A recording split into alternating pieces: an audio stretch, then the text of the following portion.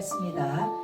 불자야 모든 부처님 세존이 일체 세계 일체 시에 10가지 불사를 하시는데 어떤 것이 10가지인가 하면은 첫 번째는 만약 중생이 오롯한 마음으로 부처님을 생각하면 바로 그 앞에 현존한다 라고 말씀하셨어요. 그것이 10가지 불사 중에 한 가지예요. 그러니까 우리가 오롯하게 부처님을 염하면 부처님이 눈앞에 현존한다는 거예요. 사실 저는 수행하는 과정에서 부처님들 많이 현신하셔서 뵀어요. 찡견했어요. 그래, 이게 이제 부처님 불사 중에 하나라는 건 내가 지금 화엄경 하면서 알겠네.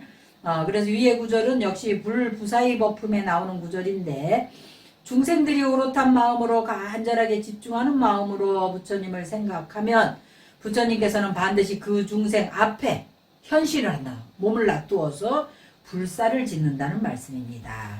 오롯한 마음으로 아미타경에서 말씀하신 일심불란이라고 설명할 수가 있는데, 오로지 아미타불을 염하는 마음으로 다른 잡념이 끼어들지 않는 상태로 반주삼매경에 의하면 최소한 7일 동안 오롯한 마음으로 아미타불을 염하면 부처님께서 현존하시는 반주삼매를 얻는다고 말씀하셨습니다. 이 반주삼매는 제가 중국 대만에 있을 때 대만의 그 한 큰 스님이 반주삼매를 하셔가지고 성취하신 큰 스님이 아주 유명하십니다. 그래서 대만의 그 절도 지금 어마무시하게 큰 절이 그 대만 한 부울이라는 데 있어요. 부울이라는 데 있는데 그 반주삼매는 7일간 서가지고 눕지를 않는 거야. 끈을 하나 이렇게 세워놓고 졸리면 그걸 잡고 잠깐 조는 거예요. 그 절대 앉지도 눕지도 않는 게 반주삼매. 근데 그거를 염불을 하면서 그렇게 7일간 합니다. 열애십심 상해품에서는 부처님의 몸에 나타나는 신체적인 특징을 말하고 있습니다. 그래서 보현보살이 열애만이 지닌 여러가지 복덕의 모습을 설하셨는데 부처님의 모습을 구름에 비유하고 있어요. 그래서 구름이 이제 상서로운 구름이 많이 뜨잖아요. 특히 부처님들이 이렇게 나타나실 때 서상을 보일 때 구름의 모습으로 많이 보입니다. 그래 우리 몇 년, 2, 3년 전인가 우리 성모각에도 오색 구름이 떠가지고 신도들이 그걸 사진을 찍어서 보여준 적이 있고, 또 내가 그 따시종에 있을 때 그때 이제 파드마 삼바바를 이제 부탄 사람을 통해서 조성을 해가지고 저만식을 했어요. 그런데 파드마 삼바바께서 예시초계를 전개해 보면 항상 예시초계라고 같이 두 사람이 같이 나타난다 그랬거든. 그런 저만식이나 그런 걸 하게 되면 바로 그 무문관 야만타카 그 법당 파드마 삼바바 모시 법당 전면 상공에 두 개 구름이 오색 구름이 아주 선명하게 와서 떠 있었어요. 그래갖고 거기 그날 모인 사람들이 다 보고 그랬거든요. 그런 서상의 모습이 이제 구름으로 많이 나타나는데 여기서는 이제 부처님의 모습을 구름에 비유를 하고 있다. 복덕의 모습을. 그래서 구름은 길상함과 상서로움을 구체적으로 나타내는 상징물이다 그랬습니다. 보현보살이 부처님 몸에 갖추어진 96가지 훌륭한 대인상이야. 사람이 이렇게 대인이 돼야 돼. 이렇게 큼직큼직해야 되거든. 근데 뭐가 크면 큰 거예요? 마음이 크면 큰 거다. 그래서 양대복대다 이러거든. 도량이 크면 복도 크다 이래요. 그래서 그런 대인상을 하나하나 설명하며 부처님의 뛰어난 공덕을 설명한다 그랬어요. 첫째는 부처님 정수리에 대인의 모습이 있어 명정이라고 한다. 둘째는 그 모습이 32가지 보배로 장엄하고 있고, 셋째는 빛의 작용은 한량없는 대광명의 그물을 놓는다. 넷째로는 빛의 효과로서 일체 세계를 두루 비춘다. 우리도 사람들이 유난히 빛나는 사람들 자체 발광한다 이러잖아요.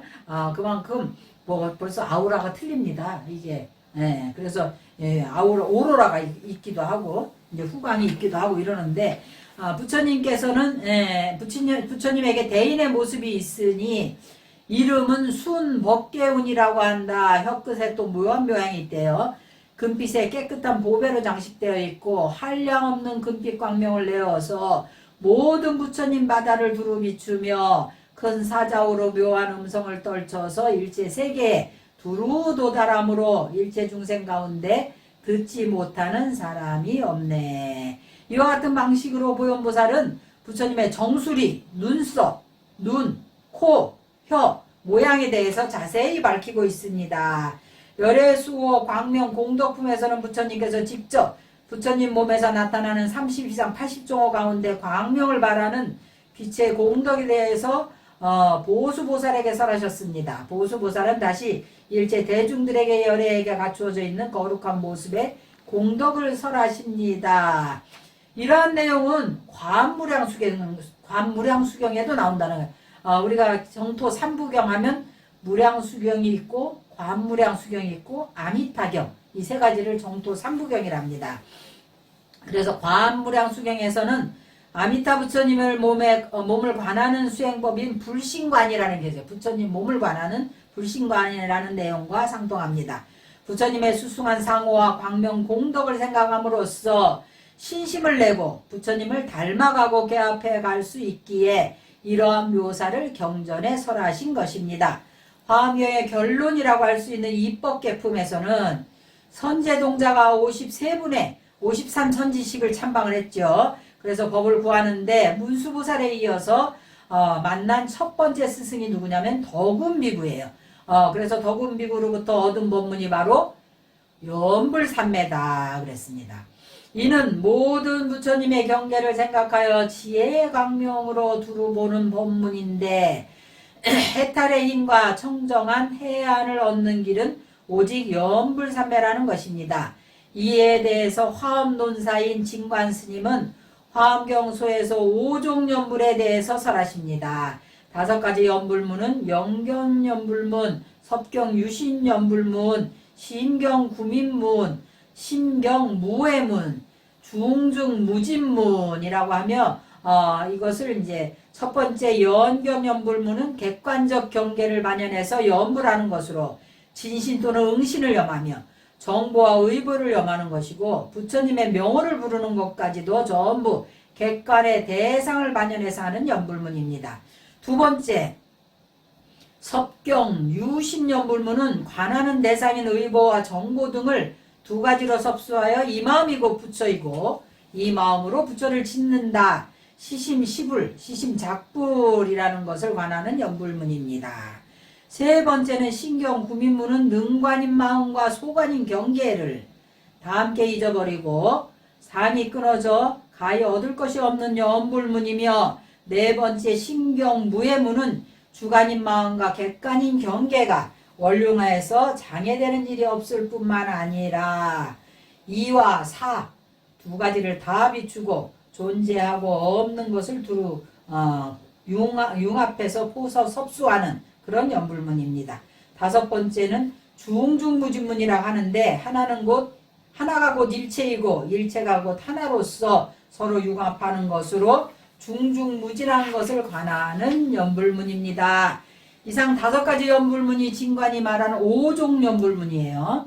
앞에 4가지 연불문은 화엄의 사법계에 배대할 수가 있습니다.